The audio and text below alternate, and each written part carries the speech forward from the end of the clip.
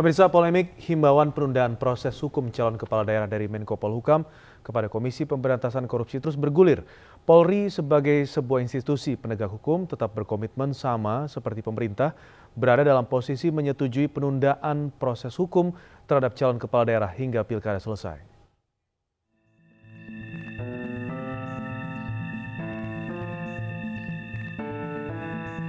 Kadif Humas Mabes Polri Irjen Pol Setio Wasisto menegaskan Polri akan tetap pada posisinya untuk menolak sementara kelanjutan proses hukum terhadap calon-calon kepala daerah peserta pilkada hingga proses pemilihan kepala daerah serentak selesai digelar secara keseluruhan. Sikap tersebut ditunjukkan oleh Polri sebagai langkah untuk menjaga keamanan, kenyamanan, dan ketertiban proses pilkada serentak di 171 daerah di Indonesia. Kapolri ngomong. Polri mengambil posisi menunda. Menunda bukan berarti menghentikan. Karena Polri menghormati proses demokrasi. Inti dan substansi yang paling penting dalam demokrasi itu adalah pemilihan umum, election ya.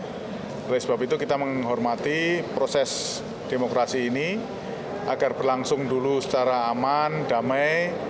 Kalaupun nanti ada yang sementara diproses dan ditunda, setelah selesai penetapan, bahkan mungkin pelantikan, baru kita proses. Selain itu ditambahkan Setio Wasisto, penundaan proses hukum terhadap calon-calon kepala daerah bisa mengantisipasi munculnya dugaan kriminalisasi terhadap calon tersebut.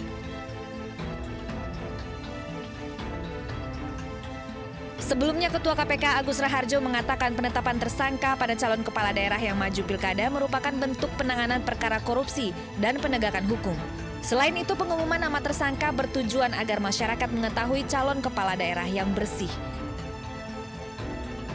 Salah satu ide bahwa kita pengen mengumumkan peserta pilkada itu kan supaya rakyat kemudian tahu. Karena penyelidikannya sudah lama kepada yang bersangkutan. Dan sudah diekspos di KPK, naik untuk ditersangkakan. Dan kenapa kita belum mengumumkan, kan ada proses pembuatan sprindik yang kemudian diumumkan. Agus menyarankan agar Presiden mengeluarkan peraturan pemerintah pengganti undang-undang atau Perpu menyangkut adanya calon kepala daerah yang berstatus tersangka. Intinya, partai dapat mengganti calon tersebut dengan calon yang baru jika memang menjadi tersangka dugaan korupsi.